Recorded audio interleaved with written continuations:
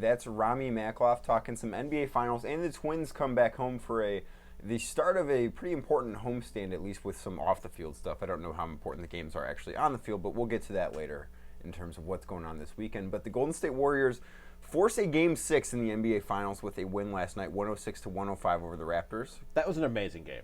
It was. That was a great game. It was. It was a very entertaining fourth quarter. I thought that Nick Nurse, Toronto's coach, really kind of screwed up the end of the game. I didn't think that he did things very well. He didn't execute down the stretch, but you have to give credit to the Warriors for hitting shots. Steph had a terrible second half and came back and found a way to hit a three to tie the game. Klay Thompson was great all night, and Kevin Durant's done for the season. So. I didn't understand that timeout he called when they were on a run and they had the Warriors. Kawhi was on that's the first gripe I have with Nick Nurse's performance last night. Kawhi's on a 10-0 run. Kawhi went full MJ for a short stretch there. I mean, he just could not be stopped. He was coming down and scoring at will, and for some reason, Nick Nurse calls a timeout. But that being said, timeout or no timeout, for Golden State to rebound from that and come up with some big shots and pull it off on the road in Toronto after losing their best player, I mean, that was just a ridiculous performance. And part of the reason I really hate the timeout that Nurse called is that Golden State only had one left. Right. They had no way of stopping the bleeding because they weren't going to call it unless they absolutely needed it. So you stopped the bleeding for them. Yep. And then I don't know why he didn't call a timeout prior to the end of that last possession. As soon as Kawhi gets double teamed with 4 or 5 seconds left, call a timeout. Yeah. You have one. That's what it's there for. Right. And then you can try and reset and try and figure something out of a sideline. That's right. So you have to find a way to get that ball in Kawhi's hands for the last shot there. Absolutely. And you had a timeout to figure out a way. If you didn't like what you saw, like you said when you first came down, you could have called the timeout, reset, and called another play. You got to find a way to have Kawhi take that last shot. Absolutely, it is. It was still a great game. That was a terrific second half. Obviously, really disappointed to see Kevin Durant likely tear his Achilles. I think it's going to end up being. And did you see that in slow motion? I did. It was the disgusting. Close up of his calf, and you can see the muscles seizing it just up. Ripple up right into up towards his knee, Yeah. and it's something I'm not better for having seen. No. I kind of wish I never would have saw it. No. But did you ever see when Triple H tore his quad? No, I'm not into WWE, so I've never seen it. You see the whole muscle just roll up into the top of his thigh, and it's just bone from like here down. It's the most ridiculous, grossest thing you've ever seen. I don't think I want to do that. I don't think I do. Because that's a huge muscle. So watching that thing tear and roll up. It was disturbing. The Kawhi or the Kevin Durant thing, just knowing what happened in like tearing your Achilles is one of my greatest fears. Like I am terrified it's going to happen to me. See, you know how I avoid doing that, Danny? You don't do athletic. I don't do anything athletic enough that I would tear my Achilles. You're right. Like one of your life goals is to be able to dunk. It was one of my life goals. I've let go of it. I've let go of that life goal. It's a really fun thing. At the urging of Tim Grover. It's a really trader fun to the thing stars. To do. It's fun. Dunking is fun. That's what I hear. That's what I hear. Get me an 8-foot hoop. I'll try it. Can you dunk on an 8-foot hoop? I think I can dunk on an 8-foot hoop because long arms. That's fair. This is about 7.5 when I reach up above my head. I could probably like dunk that, on an 8-foot hoop without jumping. I only need like an 8-inch vert to dunk on an 8-foot hoop. I think I can do that. You never know. Sounds like an athlete challenge. It does. We need more of those. Anyways, Game 6 will be Thursday night at Oracle Arena. It'll be the final game at Oracle.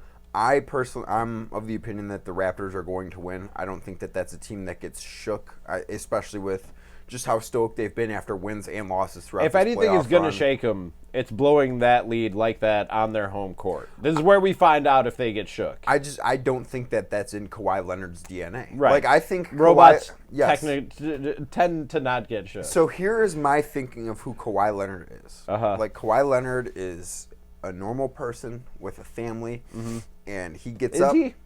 Just hear me out. He gets up. He goes to work for 8 hours. He comes home. He sits at the dinner table, and they don't even know he plays basketball. That's what I envision Kawhi as. So I can't imagine him getting shook by any of this. And without Kevin Durant, the Warriors haven't been good enough to beat the Raptors. They were good in one quarter in this series without him. Even last night, Steph was great in the first half when Kevin Durant was on the floor for most of it. In the second half, he vanished until that he was 3 of 12 shooting, and I think 1 of 7 from 3. He was bad in the second half, and he got rescued by Clay. What I picture Kawhi is, and you're much younger than me, so you're probably not going to get this reference. So is Declan, who's behind the camera. You're not going to get this reference, but there are plenty of people watching who are going to get this reference, I hope. There was a TV show when I was a kid called Small Wonder, and it was about a family that had a robot daughter. Mm-hmm. And at the end of every episode, they would like put her in a closet. Basically, there was like this chest. They'd switch her off, and then they would wake her up. They would turn her on the next morning. That's how I picture Kawhi Leonard. I picture him going to the Toronto Raptors locker room. They have like a chest set up. He goes in there. They hit a switch. He turns off, and they turn him back on for the next game. Which is exactly why I don't think that he'll be shook. Right. And I don't think he'll allow this team to be shook. And I do think a lot of his mentality has really rubbed off on the Raptors. And part of the reason why Kawhi's suffered a more heartbreaking loss than last night in his career. Like, last night's not the worst it's been because he was part of that. If he has a heart. You said heartbreaking. He needs to have a human heart. Emotionally devastating. Yeah. For what would be an emotionally devastating loss. Like the loss to Miami in 2013 when Ray Allen hit that 3 to tie it at the end of the fourth quarter. That was worse than last night's game. Yeah. So Kawhi's kind of been there, done that. I don't think he'll get shook, but the rest of this team. But I also think so much of the way he operates has rubbed off on the rest of that team.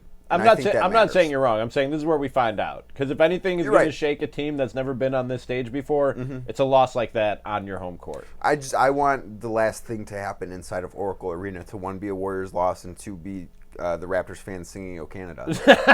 Like, that's the best way to end it, right? Speaking of Raptors fans. Oh, that was a bad look. That was the worst, dude. That was and I don't know if you've seen, but not just in the arena, but there have been like videos I've seen on Twitter since of like, like what do they call it? Jurassic Park. It's a movie. How do you not know what it's called? Huge bars where they're showing this game in Canada, and like erupting with cheering when Kevin Durant. It's obvious that he's pretty seriously hurt. Yeah, that was not a good look. But do you think that happens in almost any place? That's always my question. When fans look bad like this, my first question is always, are they really different? Because I don't know that they are. I think this happens in most places. I'm with you. I don't think that that's an indictment on, like, Toronto has worse fans than anyone else. Right. Like, I'm not willing to say that. I think that part of it was, in that moment, I think a lot of them realized, holy bleep, we're going to win a title. Right. That's and probably tonight, it looked like at that point. Yeah, at that point, they're like, and especially for the fans that were in the building, like, we're inside Scotiabank Arena, and we're going to watch the Raptors win a title. Yeah. I think that's probably the first thing that goes through your mind. Not, oh, Kevin Durant probably tore his Achilles. It's Kawhi Leonard's going to be hoisting the Larry O'Brien trophy in 2 hours. Right. I think that's where more of it comes. And I'm not saying this is it, but I do think that you could make a somewhat legitimate argument that some of them did see Serge Ibaka come up with the steal and get fouled at the other end, and there were more cheers when that happened. Sure. And that is something that should be cheered. If you are a Raptors fan, something good happened for your team. But there were definitely people cheering the injury. Yes. There's one camera shot. Oh, yeah. Where there's a guy standing up on the baseline and like looking right at Kevin Durant and clapping as he's laying there holding his lower leg. So there were definitely enough people in that arena who are pieces of garbage. And we're cheering a guy. And there would have been people like that in any arena. All 29 arenas in the NBA. Yep, I agree. 29 of them. I agree.